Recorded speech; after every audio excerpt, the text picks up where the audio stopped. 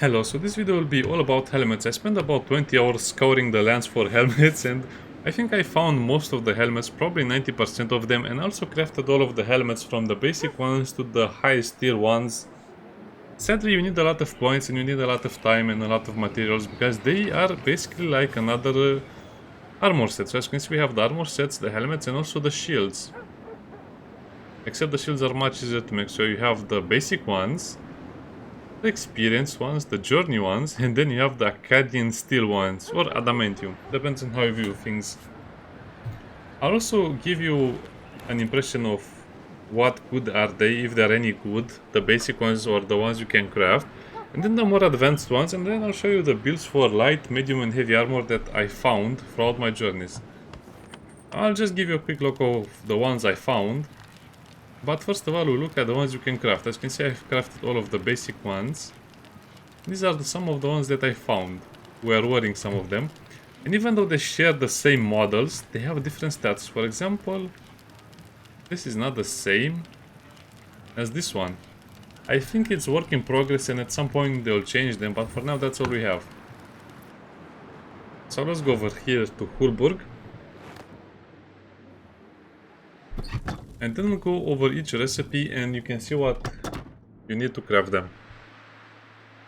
Sadly, they kind of follow the same upgrade path as the armor. So again, the ones you can craft are mainly for the stats, not for the skills or anything like that. As you can see, the light one is a hat, has a celerity level 1, which damage is increased by 10% for every debuff, which is pretty bad, because if you have debuffs on your light armor units, they'll die very fast. This one is like a headband, people like it because it looks like the Rambo headband. As you can see, celerity level 2 skill, I guess they didn't want to name them different skills because that would be confusing. Means you'll not be affected by slowdown.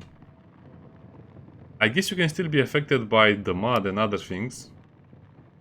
Slowdown or blackout, again, the enemies don't really use these skills, so I'm not sure about how useful they are.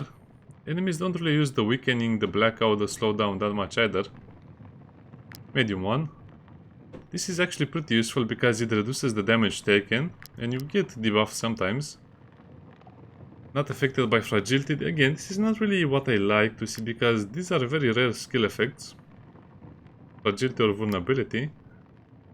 And this one, no stabilization. Stabilization is actually pretty much used by the spearmen, and you will fight a lot of spearmen at some point, depending on your region, so it's kind of cool. And then the heavy helmets. 2 extra guard. They just give you guard. 3, 4, guess, 6. Yes, you guessed it. Now for the purpose of the video, I'll just have to save over here because I'll need to reload. I'm not going to put back so many helmets in the chest. That will be very annoying. So let's wear the basic ones.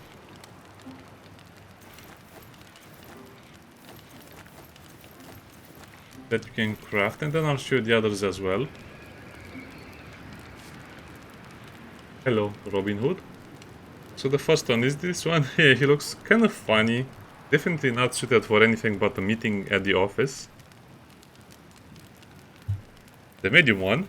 This actually looks like quite a common helmet. I guess it reminds me of Mount and Blade a lot and other games like that. Medieval games. Airbus is probably the most historical accurate helmet that they added, and it's super nice looking and it really feels like it will protect you. And then the light ones, as you can see, this he really looks like Rambo, especially with his ponytail there, or the Karate Kid, kind of funny. This one is just stupid looking because it also is a little bit glowing, and as you can see, it has a huge snout. It looks like you could put it over your face, which would be disgusting, and it also has the bone. I don't know. This is the worst designed helmet in the game currently. And then you have the heavy Ursuline one, which is actually a great paladin helmet. As you can see, it looks amazing, especially with his heavy armor. It does make him look much better. And the snout is not so big and it doesn't have the bones, it has the double horns. Pretty cool helmet, I might add. And now let's go to tier to the next tier of items, the Rim Steel one. This is a Witch Hunter, an Inquisitor, maybe even a Medieval Commissar hat. I'll not show you the skills, I'll not talk about the skills anymore because we already seen them. We have seen them. This one makes our character look like he's from Perfect World. Perfect World was it? Yeah, I don't know, I forgot. Haven't played that game in such a long while. Thank you Amazon for giving me one of the worst MMOs ever made, but also one of the most promising ones. It's kind of a cool helmet, I like it. But I don't know, it just looks a little weird in this game because... Oh, it even adds shadows to the character's face. Well, that's one detail people will never observe. Or notice. And this one, you might think, well, this helmet looks great, it's amazing, it's like one of those things, but one of those tournament elements they use also in Chivalry 2, but look at this. What is that?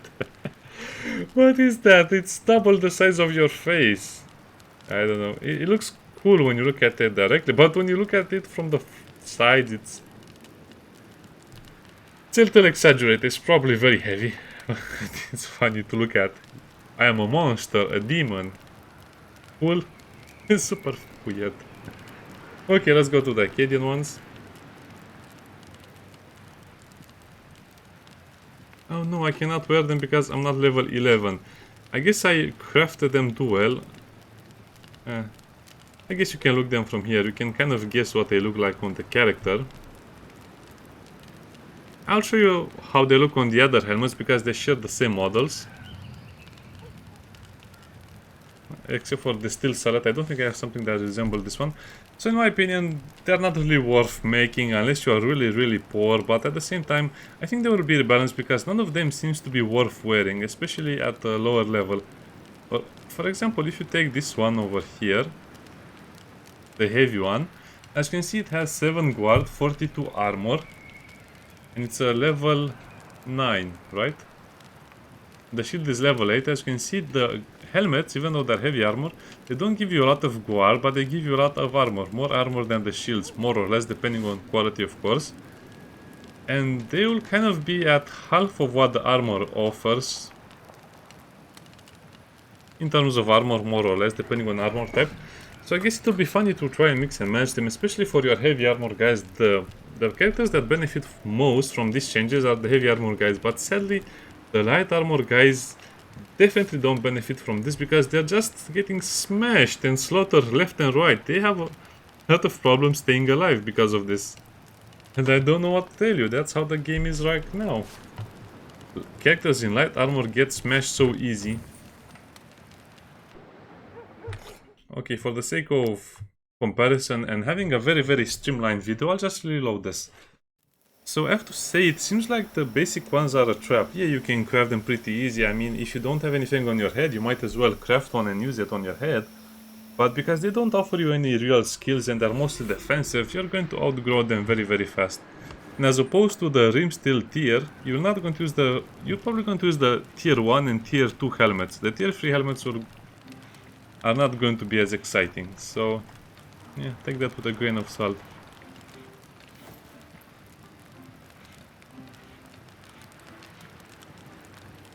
Where did the helmet go? Okay, we have a problem. We lost the helmet.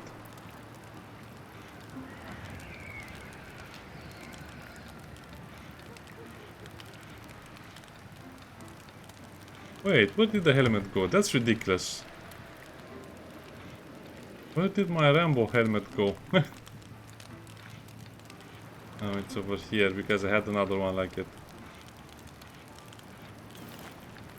Okay, let's check out the other helmets. As you can see, it will be kind of hard to keep track of them. By the way, these are the helmets, the red helmets they are wearing are the helmets that I like a lot, and those are the ones I recommend, with one exception, which might be dependent on the situation. So we just have the other headband, which is more, again, like the Rambo one, except the color is different. It's more or less the same thing, as you imagine, it's a specially designed helmet for animals. If you like using animals, Animals gain riposte, which is kind of useless at the same time because it will give you one range, so this is clearly meant for archers. Which is great, but at the same time, it's not very useful. I guess if you are using an archer with the, well, my build, with the Overwatch skill, then it will be worth it. Even if you're not using animals, it will be worth it. This is my favorite helmet for the heavy armor and the medium armor because it gives you the ability to attack again. So you basically get an attack of opportunity, which means if someone attacks you, you hit them in the face. But also the shield has the powerful counter, which means if someone hits you, you hit them back in the face. So that means if someone hits you twice while engaging you, you hit them you hit them 4 times, which is hilarious because if someone hits you once, you hit them once, twice. But if they hit you once, you hit them back and then they hit you again. Oh, it's going to be a slaughter, especially for the Inquisition, which have multiple attacks. That's so funny. You can have a lot of comedy because usually the attack of opportunity is a swing to the face in case of the mace. Strategy table, perspective.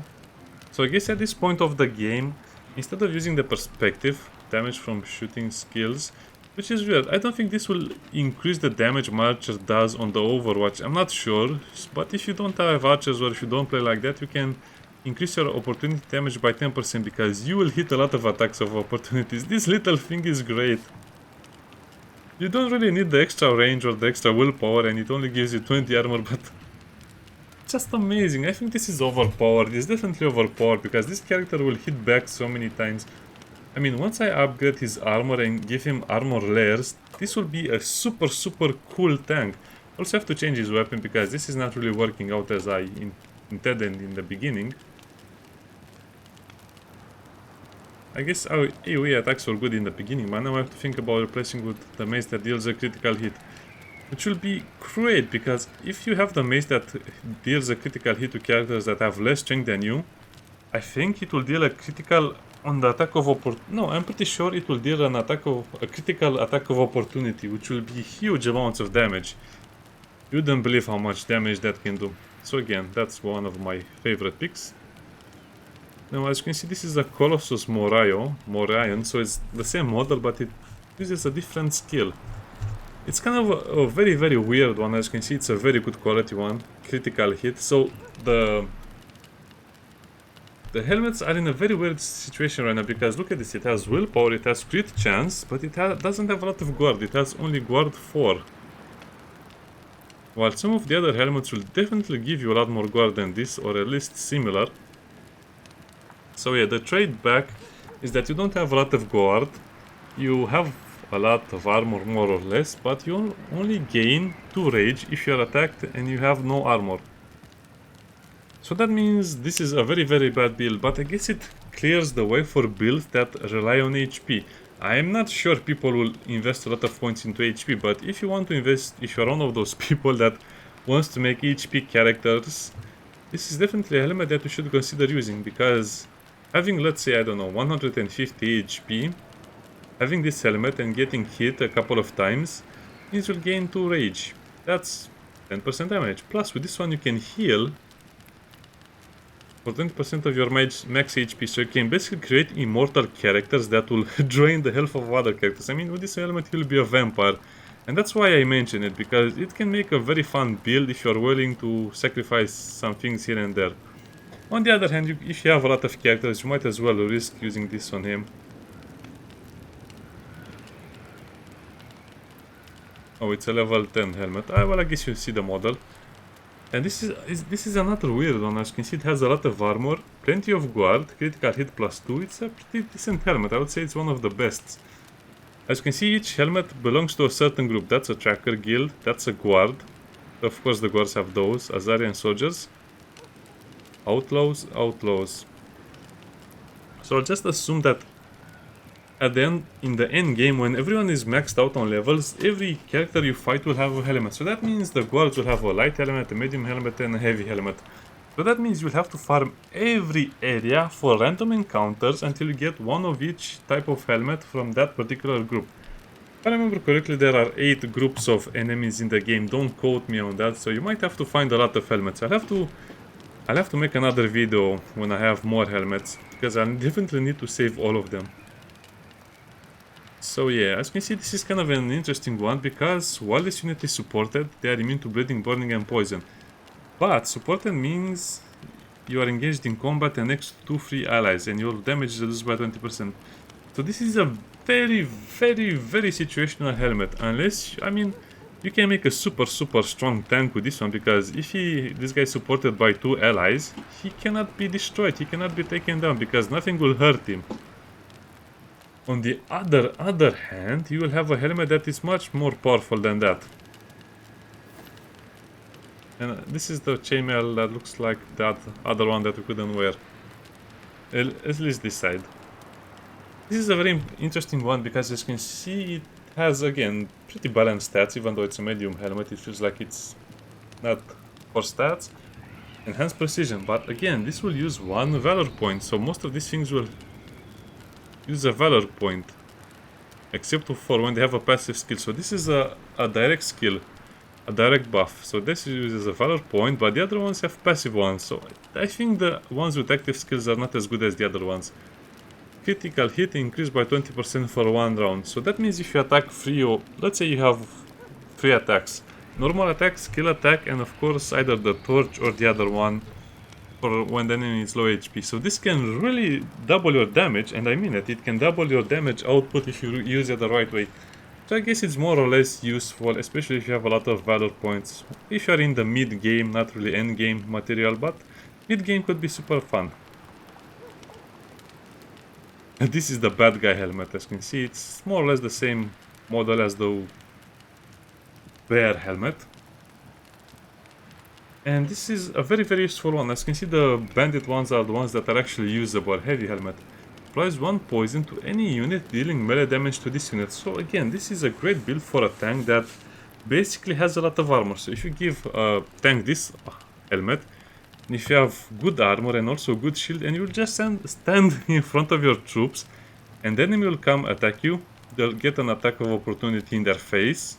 You won't take much damage, I mean you have a lot of guard anyway. And they also get 1 stack of poison, which means you can then clear off very strong enemies just by using poison. So I guess this is very good because it makes your tanks be able to deal passive damage, which is great and amazing.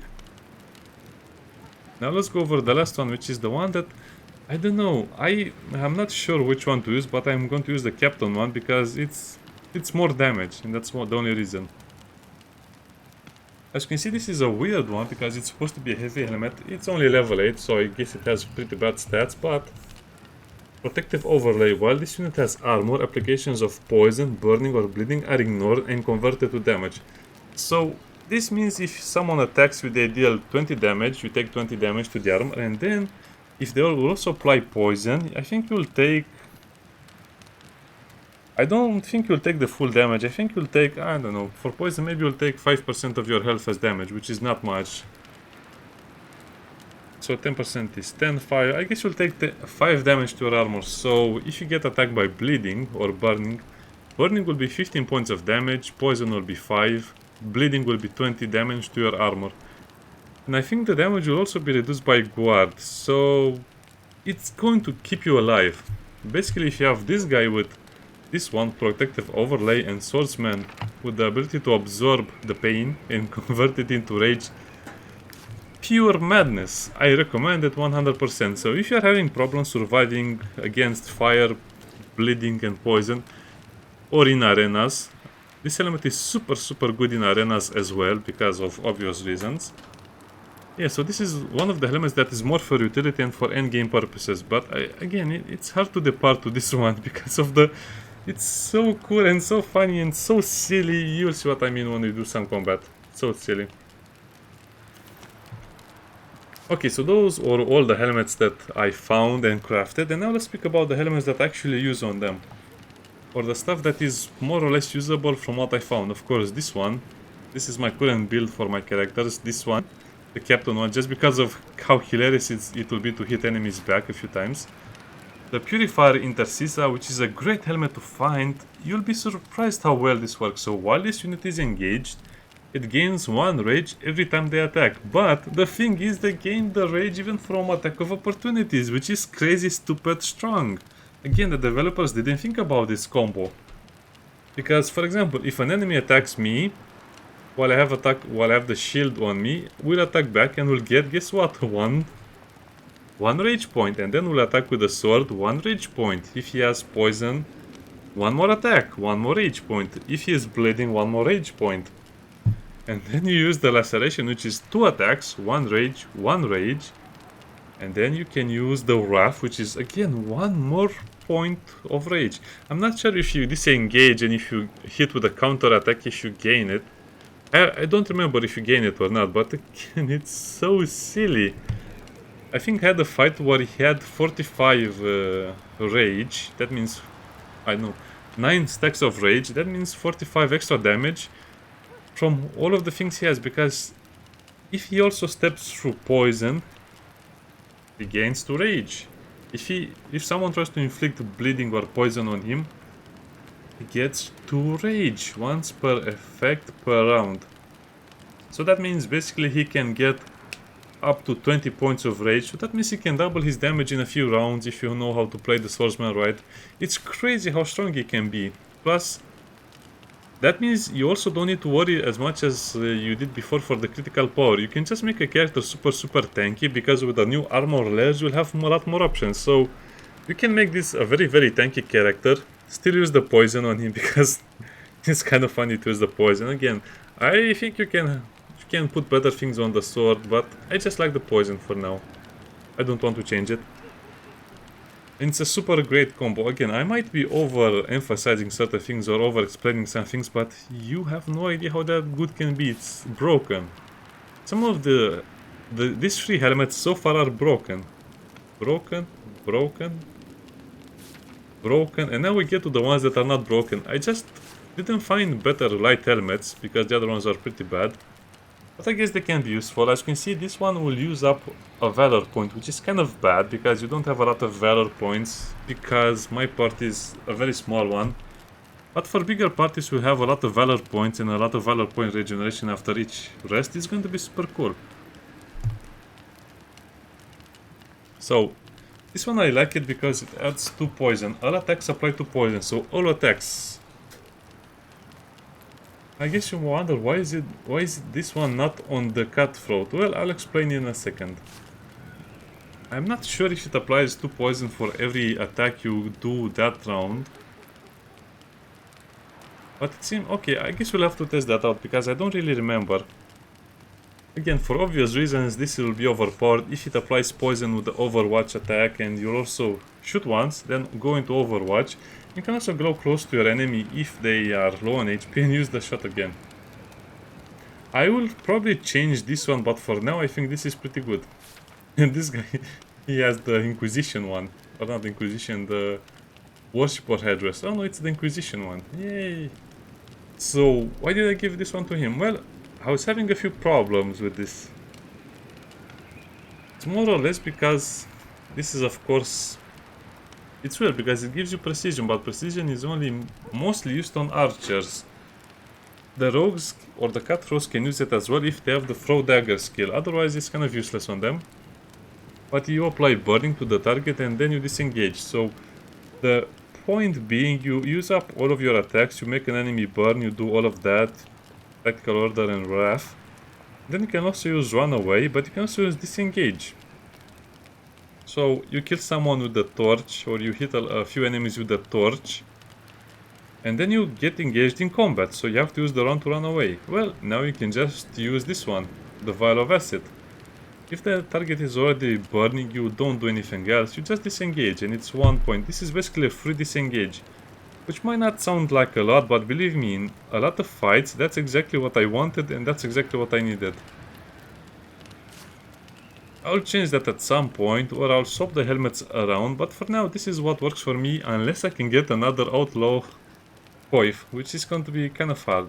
If you give him the outlaw coif, that's going to be again overpowered, because he has 1 attack, 3 attacks, 4 attacks, 5 attacks, 6 attacks, and he also deals 2 poison.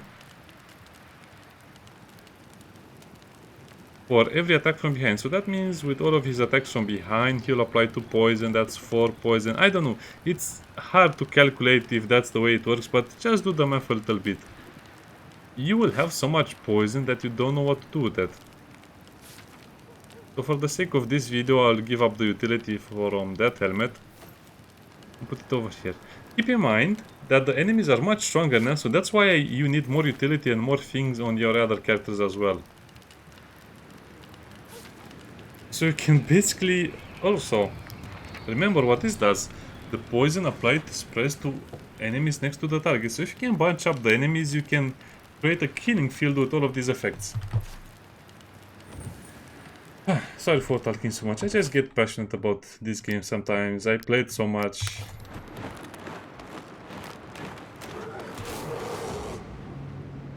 The birds are actually a pretty bad enemy for this, and as you can see I don't have a lot of valor points, but we also get 2 valor points at the start of each combat extra. Oh, we don't get them. I guess if you don't have valor points you get those other 2. If not, not.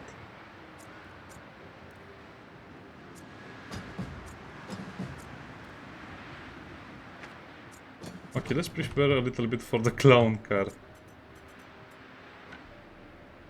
I guess I can try and put him there. I could use the tactical orders from him.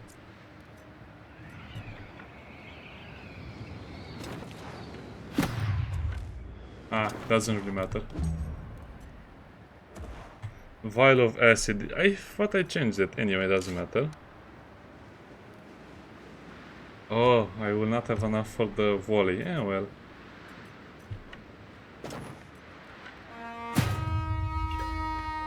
Let the fun begin. 1 attack, 33, 47, fever, rage,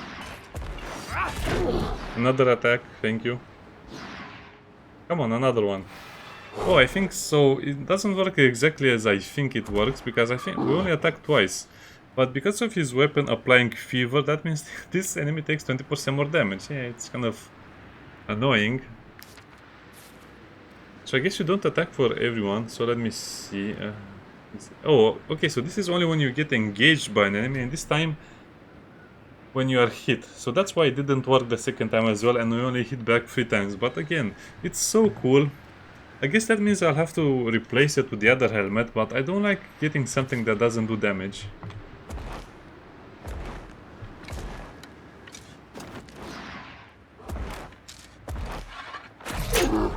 Because this will inflict bleeding on the enemy.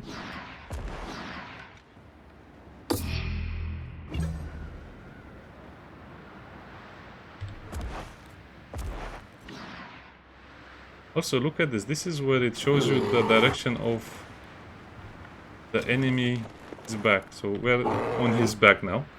I wonder how many poison stacks this will add. All of the poison stacks are added. How many poison stacks is this? So it's 19 poison stacks. Can we get one more? Yeah, so it works exactly as I thought. So that's 23 poison stacks. So the damage is 5% of health. So if you ever reach 20 poison stacks on a single enemy, that means the next round they will die. They will die after the attack because no one can survive 20. So this character basically can kill anything in the game that is not immune to poison. Which sounds like it's a lot of fun, and it is.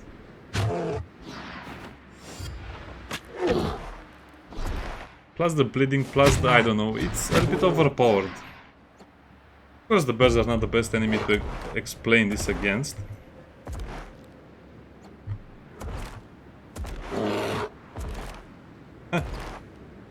Want to see something funny? So let me show you how you can increase his capacity by such a big thing. It also has the taunt, everyone will have the taunt at some point. Look at this. Again, it's insane how broken some things are.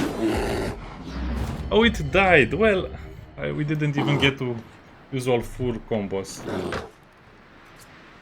Yeah, I guess you'd have had a lot of powers.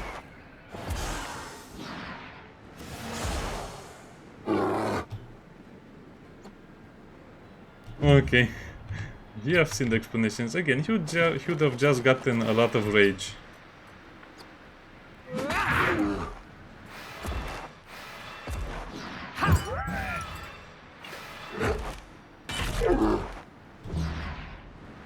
And I also want to check something else out. Why did he attack? I don't know. That might be a bug, but I'm not sure. Can you disengage? No.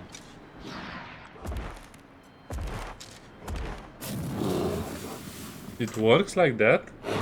So even if you're not engaged with an enemy, you can still make the enemy burn with this being a guaranteed burn effect? Really? Well, that also changes a couple of things.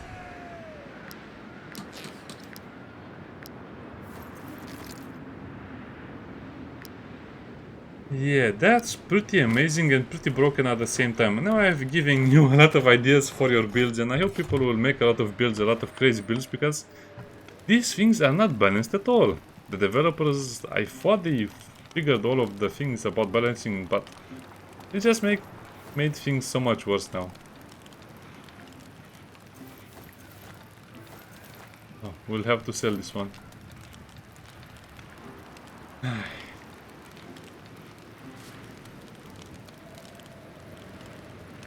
Can we equip the higher level one? No.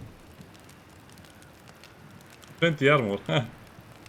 Quite hilarious. So as you can see, the new helmets are kind of strong and also a bit broken. This is not even the end game, and I can kill enemies in one turn, but at the same time, keep in mind, enemies can use these helmets and these skills against you as well. So if you're fighting against the Inquisition or Purifiers or Paladins, they will destroy you because some of their leaders will give buffs that will be affected by the helmet. So if they have a buff that gives them something when they activate a skill, that will be terrible for you.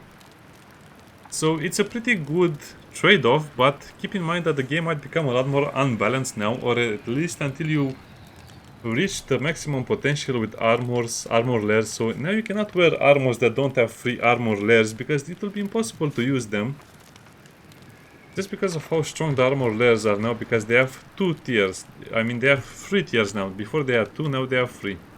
So you have the reinforced one, 3 critical and 2 dexterity, and then you have the colossal reinforced one, which doubles the stats, so that's 6 critical hit and 4 dexterity. So if you have 3 layers, that means 18 critical chance plus 12 dexterity, which is, in my opinion, a little too much. So we'll see how the end game is.